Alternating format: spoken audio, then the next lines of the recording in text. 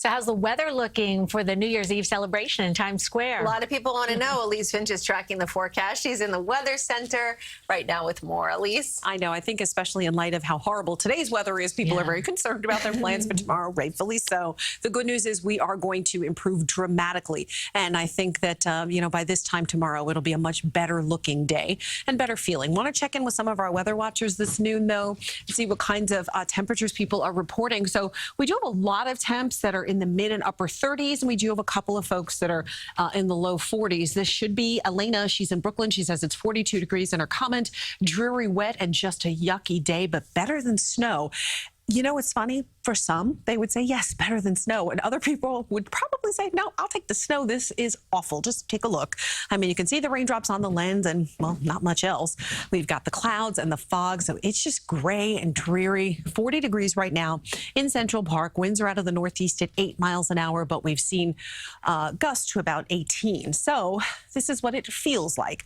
It's 40 degrees in Central Park, but it feels like 32 degrees when you factor in the wind. It feels like 28 degrees in White Plains, 29 in Greenwich, and 31 in Poughkeepsie. So it's just, not only is it a wet day, but it's just raw and chilly and just not too pretty out there. And unfortunately, we have several more hours of this. So you can see we have a little bit of dry air that has worked its way in. However, still getting some drizzle and light rain in this. So the bigger picture shows you how large this system really is. So we are talking about snow all the way back into the northern plains as a result of this area of low pressure. And then, of course, we're watching all of this moisture out in advance of the cold front.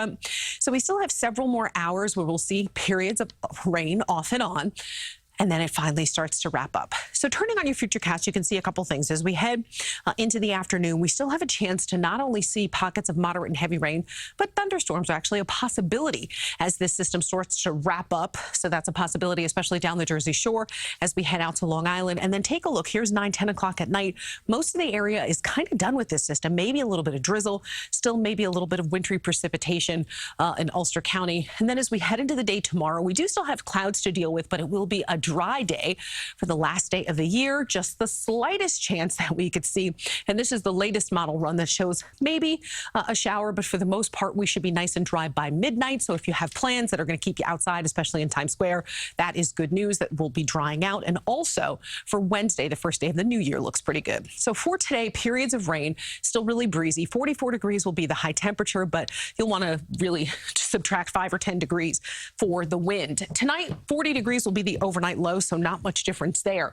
For tomorrow, the high temperature on the day will be 48 degrees. And then for New Year's Eve itself, temperature should be right around 39 degrees at midnight. It'll feel more like 32, when you factor in the wind. But overall, it's not bad. And then mostly sunny and 43 for the first day of 2020. So something to look forward to there. All right. Elise, thank you very much.